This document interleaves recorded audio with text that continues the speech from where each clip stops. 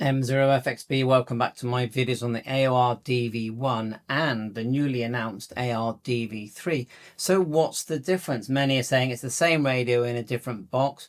Well, I would say no, it's not, although the design is unique and very similar to the DV1. And what was the standout thing about these radios? They were one of the first ones to receive DMR, D-Star, Fusion, P25. It's all listed there. I'm just looking at it now. DPMR, P25, NXDN, DMR. Yeah, I'm just going around in circles. Moto, Turbo, and so on, all in one box, plus do all the HF bands, plus a load more. I mean, this thing is wide banded massively. It says here in the brochure of the new green DV3, and I literally am just reading, so I apologize for that, but that is what I'm doing because I don't know anything about this radio. I do have the DV1, by the way. So it says, let's just read from the 100 kilohertz to 3000 megahertz. All the modes, as we just said, including, I'm trying to see one that I didn't recognize. Well, some I don't even know what they are, to be honest. So you've got DMTTC. What's that? EJ47U.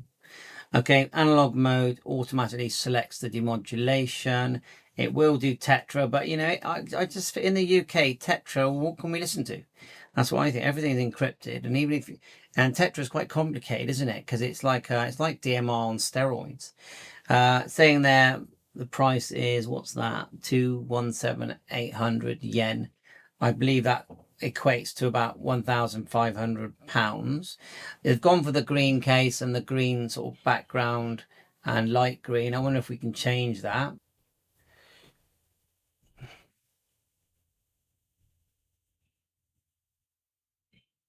Sorry, as I scroll through, just fast forward.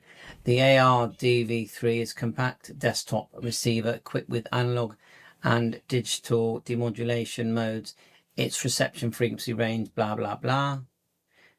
And it's just pretty much repeating the same thing. Highly visible. There's a rear view of the case.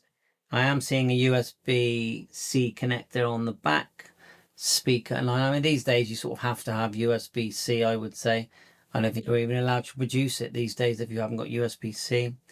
IF output. All the specs there. So I'll put the link in that's coming from HamLife.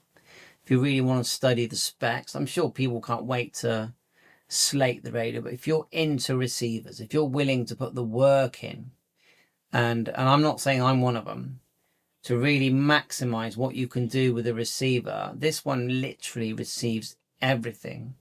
So you know, that's what this is. It's all about the hard work. You know, a lot of people that slate radios is because they want to pick it up and turn it on and have all the channels there, just there, pre-programmed already for them. All they have to do is turn the knob, sort of thing. But you know, that's this kind of radio. And when you buy advanced radios, and there's so many like the Kenwood D75 and the new FTX1 and the 705, you've got to learn it, or it's just going to sit on your shelf while you wonder how to use it. And what's the point? So I tend to dive in. Like the DV1, I've made loads of videos learning it. And of course you forget. You don't learn a radio like that and then remember it 1 year later, 6 months later. You don't remember anything. You've got to go back in and remind yourself. That's why I made the videos, because the videos are actually to remind me how to use my radios. And I learn in front of you. I'm not a teacher. I've never been a teacher. I learn in front of you. My videos, I know they're useful because I've had 24 million views and my subscribers have gone up fast. And lots of people are thanking me every day. I've had hundreds of people are thanking me every day for helping them to use their radios. It's not because I'm this guru teacher. It's purely because I just dive in and give it a go. That's it. Thanks for watching. And yeah, interesting. As a DV1 owner, I don't feel good about it because you'll be lucky if they give you second hand for the DV1 £600, and then you've got to spend £1,500 to get the latest model, which, all right, it might have a better front end, but to me, the front end will be as good as the antenna setup and the amplification. It's all about you knowing more about how to use the right antenna. So they've sort of rehashed it, added a few improvements, and sent it out. And I don't feel like they've done that with the they talk about here about the ICOM 7300. I feel like they have actually improved that, and they've added the DV out.